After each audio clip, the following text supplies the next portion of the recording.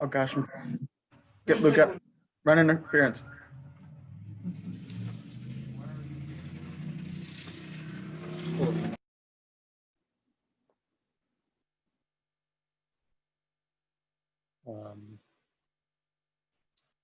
Lost audio.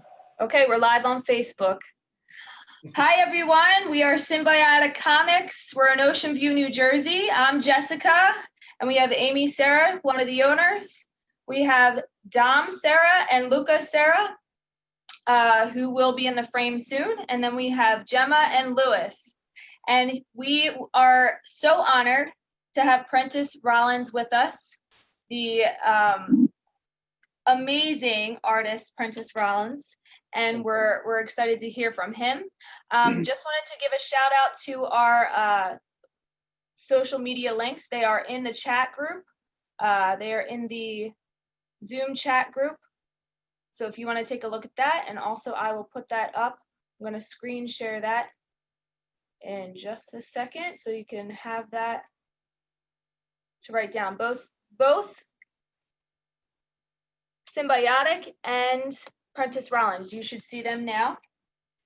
We've got Facebook, Instagram, Twitter, TikTok, LinkedIn. Check us out at symbioticcomics.square.site and check out Prentis at prentisrollinsart.com. So I'm going to turn it over to Lewis. Lewis, take it away. We're just going to start with some introductory questions here. Prentis, you know, we have a lot of artists say that they had been into art from the get-go, from almost when they were born. Is that the same with you? Were you always interested in art and animation? And, you know, how did you get into the industry? I started drawing when I was about 6, and I started drawing comics when I was 11. And funnily enough, it just so happens that I have the very first comics I ever drew in my life. This is from,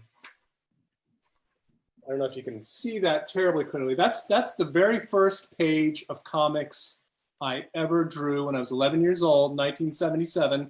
You can do the math later. The story is called, it's called Disaster on the Oriental Express. I'll show you something. Wait a minute. Hang on. Look at this. Check this. Star Wars 2. This predates The Empire Strikes Back by 3 years. The original sequel. And it's like 40 pages or 50 pages of Star Wars.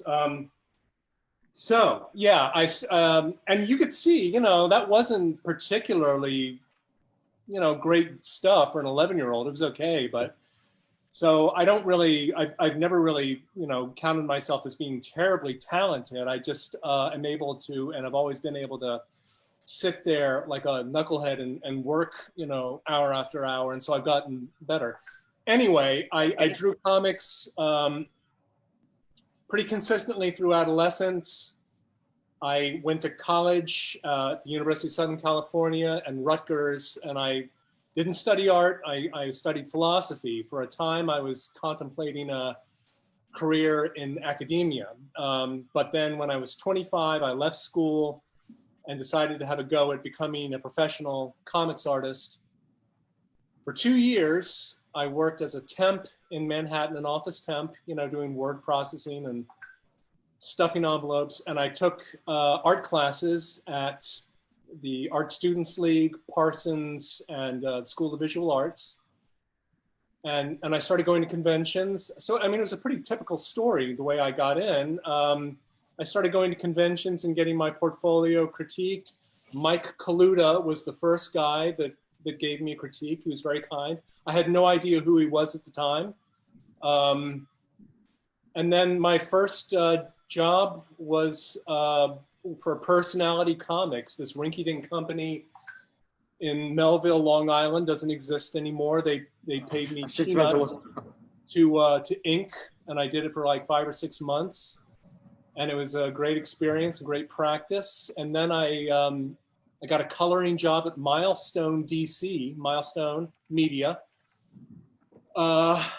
And while I was in the office of Milestone doing coloring with Noel Giddings, I put some inking samples on the desk of Dennis Cowan, one of the principals there, and he hired me to ink Hardware issue number 10, which was penciled by Rich Buckler, a pretty famous old artist. He died a couple of years ago, I think. And then for the next, and that was, the rest is history. Then for 3 years, I just worked like a dog for Milestone. And then from there, I started working for DC proper. And I worked mostly for DC during my time kind of in the mainstream business. Just a little bit for Marvel. I did a few issues of New X-Men. But that's pretty much how I got in. And that's pretty much the typical pattern for, at least it used to be. I don't really know the extent to which it is now. If you still have to kind of go to conventions, probably it's the best way for young artists because you can meet editors and artists face to face, and but that's how it worked. All right. Cool. You Yeah. kind of answered my next couple of questions with Oh, that. sorry. But what were they no. anyway? Maybe I can kind of expand a little bit. It's good. Well, I was just going to ask, you already mentioned what school you went to, and I was going to ask what you worked on, but also we have a copy of The Furnace here in shop. Oh, I wanted to know if you have any projects similar to that coming up down the line, or what you're working on right now. I am right now working on two things. The Jekyll Island Chronicles, Volume 3. The Jekyll Island Chronicles is a graphic novel series from IDW Topshelf. I'll show you in a few minutes some of the actual art I've done. Here's Volume 1, and it's it's a big. It's like 170 pages. All the volumes are. The third one, which is going to be the best, is about almost 200 pages. So I'm working on that, and it's a wonderful project. It's kind of been a dream project. It's a funny story how that came about. I was at San Diego Comic-Con 2018 promoting The Furnace. So I'm sitting there at my table on Artist Alley, and this skinny, gangly, middle-aged man walks up to me and starts chatting. He buys a book, and then he mentions that he's working on this graphic novel series. They've lost their artist. They're looking for a new one. It was Steve Nedvedek, the writer and creator, one of the writers and creators of Jekyll Island Chronicles. We're now very good friends.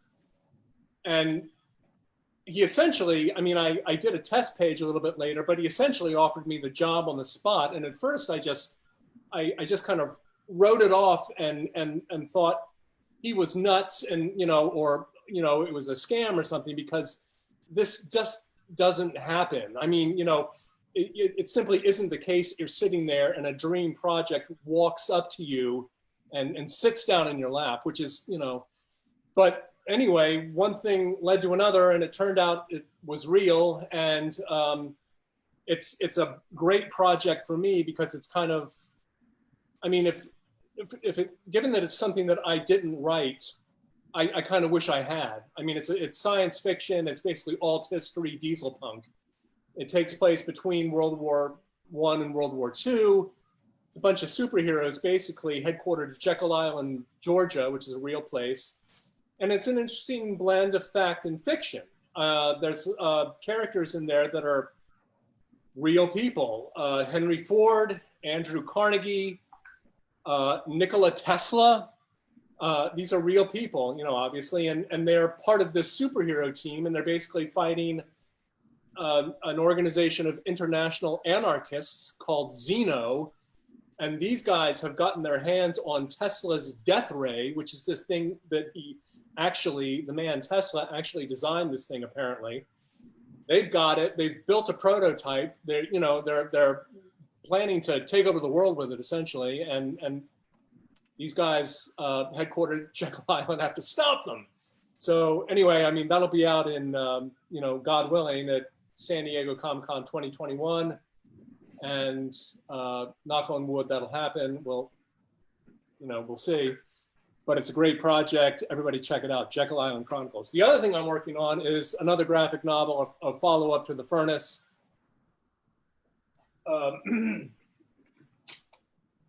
This, my friends, is Holy moly. this is what a graphic novel looks like, okay, when it's raw. This is 208 pages of art drawn on 2-ply Bristol board.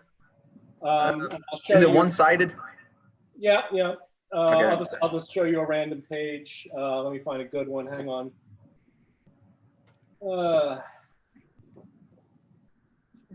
Well, like here's the first page. Ooh. And it's This is so exciting. yeah. So this is and I've got a book agent in New York, a brilliant man named Bob Mecoy. He's kind of in charge of finding out who's going to publish it. He swung the deal with Tor Books for The Furnace, which just blew me away. So right now I've got to color it. I drew the thing, I penciled it digitally, and then I inked it using a light box and printouts, old school, with ink and dip pens, and now I'm coloring it digitally.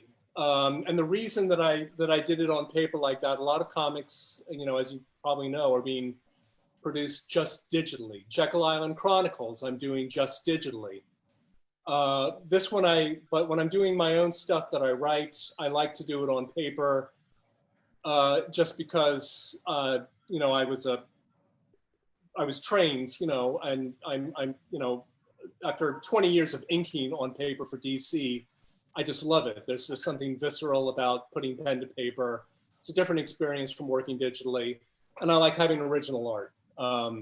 Yeah. So, I scanned all those pages. I'm coloring it. Hopefully, that may possibly also debut at San Diego Comic-Con 2021, maybe 2022. We'll see. The last So- artist we had, I'm sorry. Sorry. The last artist we had on here said that he would sell like original, like if he had like an original cover or something like that, like certain people would want those and they would pay a lot of money for that. Yeah. When I sell original art, it's mostly pages that I worked on for DC. Some of them, that's an interesting thing. What's happening with, there is a huge market for original art, but because so much art is now being produced digitally, we are approaching a time where you're going to have, very little original comic art on paper being produced. I don't think people are ever going to stop altogether drawing comics on paper, but the whole industry is kind of in flux in that sense. Where the whole world is in the midst of this technological revolution, with the digital revolution, and the comics industry is not exempt. What it's going to look like when the dust settles, I don't know. But as there is less and less original art being produced, what's remaining is probably going to increase in value. That was going to be my next question. Like, do you think that will increase the price of original art, or do you think it would like make it decrease? I think it'll make it increase. Because there's always going to be collectors, Americana memorabilia collectors. The audience for original art, the people that do collect it, are very passionate about it. And and some of those, a lot of those pages from DC and Marvel Comics, they're part of history. I mean, they're part of cultural history. I mean, there's like the old pages by Kirby, and Ditka, and John Buscema, and I mean, they're valuable precisely because they're history. So, and I don't think that's going to change. Yeah. On that note, we're going to give you the floor now. Okay. Well, what I'll do is, I guess, I kind of assembled a hodgepodge of pages that I've worked on over the years. that I like, and I'll just start showing them. Hang on, let me screen share. There.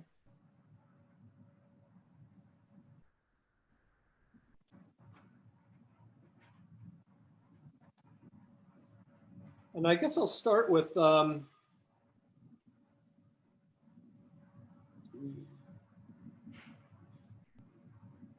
sorry.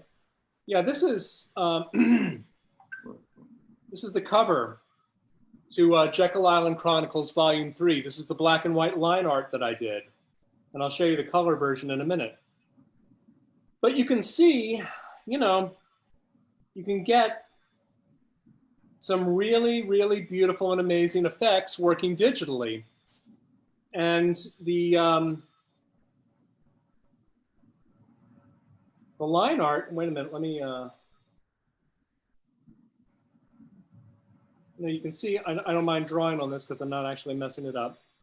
You know, you can see the line weights that I've used. This is all just comes from my years practicing doing real inking on paper for DC and Marvel. I mean, that translated over very quickly and easily to doing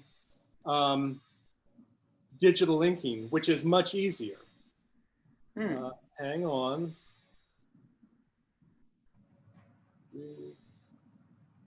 And this is the colored version of the cover to Jekyll Island Chronicles Volume 3. This was colored by a fellow named Jason Scott Jones, an old friend of mine and colleague. We met at Milestone 25 years ago, and he's, as near as I can figure, he's the best colorist alive. I mean, you know, he's just, he kind of took this piece, and I knew he would do a good job, but he carried it to a stratospheric height that I just really didn't foresee. Far beyond what you So were. Jason, thank you. I was lucky, we were all lucky to get him involved, and I'm glad we did. And these are just some random pages from, wait a minute, let me see if I can. Like, are these pages that you just really enjoy, or is it like just random? I enjoyed working on them, and I'm happy with the way they turned out. These were colored by, so I did all the line art here and the text. The text was done with a font using the computer. The software that I use is Clip Studio. It used to be called Manga Studio. A lot of people use it. It's software that's sort of by and for comics. A lot of digital artists still use Photoshop, which is great. I mean, they're all kind of the same in a lot of ways. But this one was designed specifically for creating art and comics, whereas Photoshop is a photo manipulation software that has sort of been repurposed for doing art. So here you got, you know, the bad guys right here. And this is this big thing that's under construction is a gigantic airship, which is going to be carrying Tesla's death ray. So yeah. You finally did it. Let's see. What else do we got? Hang on.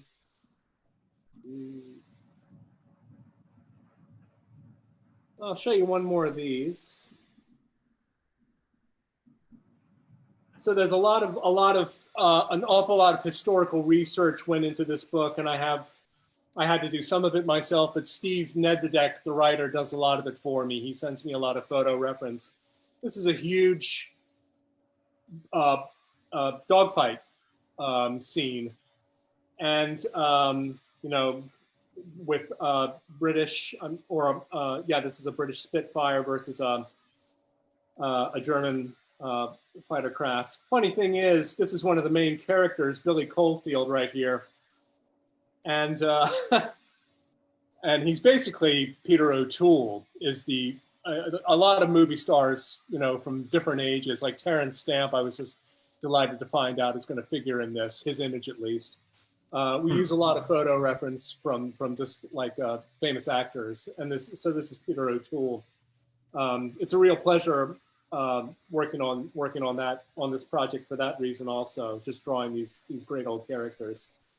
And this was colored, by the way, I almost forgot to mention, by Sarah Miller is her name. She's a colorist. She's done all 3 volumes, giving it a nice, really very, very beautiful, consistent look throughout. And I'm just delighted with the way that she's been flattering my line art. Thank you, Sarah. It's very nice. So let's see.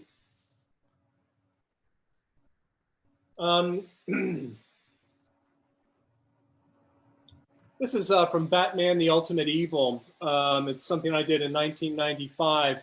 Dennis Cowan, who's kind of my mentor at Milestone, he penciled it. This was the first really, really big job that I worked on after Milestone. That's from New X-Men, Ethan Van Sciver. Let me see if I can open this actually with, hang on.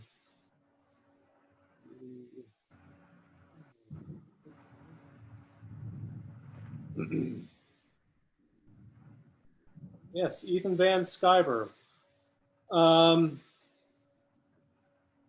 is a terrific artist, but a nightmare to ink. Is, I mean, he kind of ushered in a whole bunch of new artists who had this really hyper detailed style, which, it looks great. But with these pages, it was taking, this could be, if you're a professional inker working for Marvel or DC, you want to be able to get 1 to 2 pages done per day. And with Ethan, it was more like 1 page every 2 days at best, just because it was so labor intensive. But his books sold phenomenally well. And so there you go. This one, this is from Milestone, and I got to work. This was a real treat because the late, great Gil Kane penciled an issue of Static in 1994, I believe, and I was invited to ink it. And I was and remain astonished. I mean, Gil Kane is he's one of the pantheon of great old American artists from the golden age, And I think that at the time that he drew this, he had sort of been in retirement and he came out. I'm not sure. He passed away, I don't know, 10 or 15 years ago, I believe. But this was, I look at this now and I'm like, oh my God, if I could do it now, I would do it much better. But it was just a treat to be able to work with Gil Kane because he's just one of the greats. And the way he draws is just, this incredibly rock solid figure drawing. No bells, no whistles. I mean, he just drew figures in motion and he let the storytelling and his anatomy and his faces do the work. He was kind of the diametrical opposite of Ethan Van Sciver. He had no need to put in any detail because his drawing was kind of just that good. And so, yeah. That's Gil Kane. Let me see. Let me pick another one here. Tell me, by the way, when we're getting close to, because I'm just going to keep going here. Okay, we will. Okay. I did about, when I was at DC, I inked about 500 pages of JLA material, Justice League of America material, with Val Semix.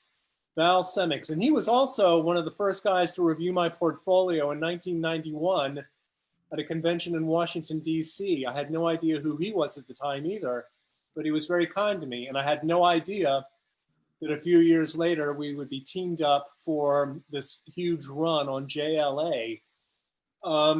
He's also one of those great, kind of old-timey artists, kind of in league with John Buscema and like Ron Lim and Mark Bright from Milestone. Just, really beautiful, rock solid, meat and potatoes drawing. Very expressive, all about the storytelling. you know, and it was, we did 500 pages about together on these JLA projects, really, really great projects featuring all of the top DC characters: Superman, The Flash, Batman, Wonder Woman, Green Lantern, Aquaman, all of them. This page I love because it's Gorilla. It's from oh God, I'm not even sure what. I think it's from JLA Incanrnations, from like the year 2001 or 2001, I think. And this is Gorilla Grodd. Great old character, you know, and he's basically like attacking Washington, D.C. And look at this dialogue. Your idea of democracy insults me. This is the strongest country on earth. Fine, now it is mine. You know, and look at this dude right here. What do you? I'm sorry, it's pixelated. So that was a great project to work on. Let me skip ahead. We've got about 5 minutes left, right, of this? Yeah. So Prentice, what do you do you feel like you are finished with the screen share? We can move on into Q&A. Yeah, wait a minute, let me just check and see if there was anything else. I want to see more. You already plugged, yeah, all right, I'm good. Let me just get out of, hang on. Topshelf. Okay, I'm back. You plugged the furnace for me, which, thank you. That's, I'd rather move on to the Q&A. I've blathered on long enough. If there's questions, I want to answer them. Okay, awesome. So, hey, you guys, do you have any questions for Prentice? And then I'll pull some from Facebook Live. Anybody else want to ask something before I go? You guys? I actually have a question. Go ahead. So I'm really excited to hear your process, you know, kind of going from the original way of art form to digital. I'm actually watching a documentary of the history of this, and they're talking about the original creation of these, you know, amazing characters that you get to take on and make them live on, you know, when you worked for DC. Did you work together in a room collaborating, or was it more of a individual process? I'm always curious to see what that looked like for you when you were at DC, if it was just you in a room doing it, or like the original bullpen, you know, like, was it like that? There was a bullpen at the time that I was, it was freelance. You work from home is the short answer. Looking back, one of the things I'm happiest about was I was part of a generation of artists that broke in just in time to work in the business before digital had come along. And so I got to do the work the way it was done always prior to digital. I remember, like, in the year 2000, working at home and musing to myself that in the year 2000, you could get paid money to sit at home drawing comics, using the same tools and the same techniques that were used in 1950. It was quite a thing, you know, and it was great. And prior to 9/11, you could just walk into the offices of DC Comics or Marvel without an appointment, and you could get in there and pal around with people. That all changed after 9/11, but, you know, so it was really great. And you know, that's all changed. DC has now moved out to Burbank, and I don't really know what it's like there. But the short answer is it was and remains all freelance. The artists, the talent, they all work from home, and they go into the office when they get a chance just to put in an appearance, but it's all done from home. And it's not a lifestyle that's meant for everybody. Some people are cracked up for it and some just aren't, you know, because some people can find it very lonely, but there you go. I just want to ask a question about because what you in your book about how to draw utopias and dystopias. Yeah. I wanted to ask, like, what are your like personal favorites of those types of genres? Like, Um, so, well, that's funny because my style of drawing and my entire sort of aesthetic outlook, my approach to writing and drawing, shaped very much by science fiction films yeah, that I saw as a kid. I mean, like the one that pops to head right off is Alien, the 1979 Alien. That turned me on to H.R. Geiger, the Swiss surrealist painter who designed the creature and the space jockey that they find in the alien ship. He had a tremendous influence on the way that I draw. Sid Mead, the artist who did most of the design work on Blade Runner and a lot of the design work on Star Trek: The Motion Picture, which is, those two are also among my favorite movie influences. Sid Mead also influenced me tremendously. As a little kid, I was tremendously influenced by Soylent Green.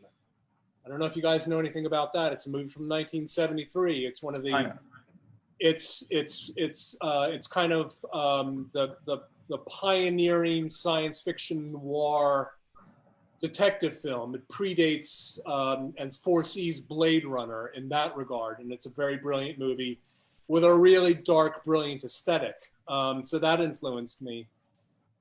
So those are some of the big ones right there. And Star Wars, of course, that, you know, that kept me going for like a whole year. You know, when I was like 12 years old, that's all I drew was TIE fighters and Darth Vader. So I cut my teeth basically, you know, working just from what I had seen in science fiction movies. But thank you for mentioning that book. That book was a pleasure to work on.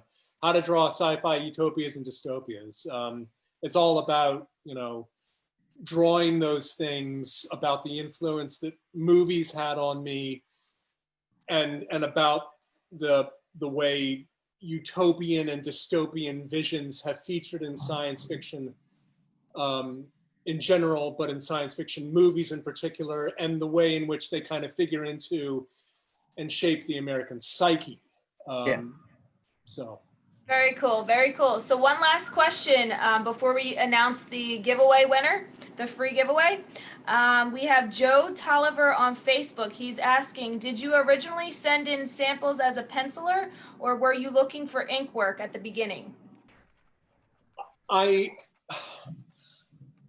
Okay, now it's a funny thing. When I was a kid and drawing my own comics, I penciled them, I inked them, I colored them, I lettered them, I wrote them. I did the whole shebang. And so when I was trying to break into the business, I didn't have any preconceptions about one job being more or less important than the other. I did both penciling and inking samples. It wasn't until, and I'm mainly known for my comics work as an inker. The lion's share of what I did for DC was inking, and I loved every minute of it.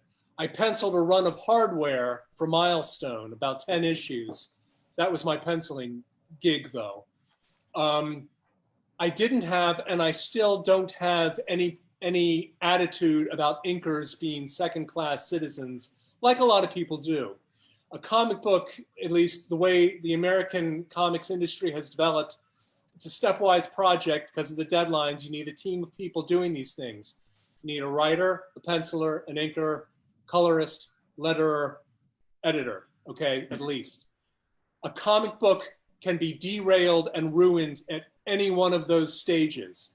It can be brilliantly written, drawn, inked, and colored, but if you've got a crappy letterer botching the job, forget it, it's ruined, because that's all anybody's gonna see, and that's all they're gonna remember. So I did both samples as both a letterer, as a penciler and an inker, but the way things have developed now, I would say, if you are trying to break in, as new talent, you're probably going to want to really concentrate mostly just on your drawing, okay? don't concentrate on learning traditional inking tools because they are going by the wayside. There's not a lot of letterers left. No, I mean, when I'm doing my own graphic novels, I do my own lettering by hand because it's part of the look that I want to achieve. But most lettering is now done with computer fonts, which is kind of sad, but that's progress. What are you going to do? All right. Well, we thank you so much for all of that. And why don't we announce the winner? But let me just put up the social media links one last time for both Symbiotic as well as Prentis Rollins. I'm going to share my screen here, and you can also find this information in the group chat on Zoom. So take a look at that. Check out our website, symbioticcomics.square.site. And for Prentis, it's prentisrollinsart.com. So Dom, who do you have for us? Well, okay. I don't need a drum roll because the thunder's getting really bad out here. You have a little bit of a storm going on. Yeah. Raining here in London too. Okay. So the winner is Alice Supia. Alice, woo! Awesome. So Alice, I'll have to get in touch with you and get your mailing address so we could send you your what? Wait, Dom, tell him. We never announced. It's the Lewis. Hold it up. Next to you. Furnace. Hey. The Furnace by Prentis Rollins. So Alice, I'll be in touch with you, and we'll be sending that to you in the mail. So we just want to thank you again, Prentis. We enjoyed every minute of being with you here on Zoom and Facebook Live. Thank you for your wealth of knowledge and experience, and it's been an honor. So good luck with everything, and thanks again. Thanks for having me. I really appreciate it. It's been a All right. great time. All right, thank you. Take care. Thank you. Thank you. Thank you.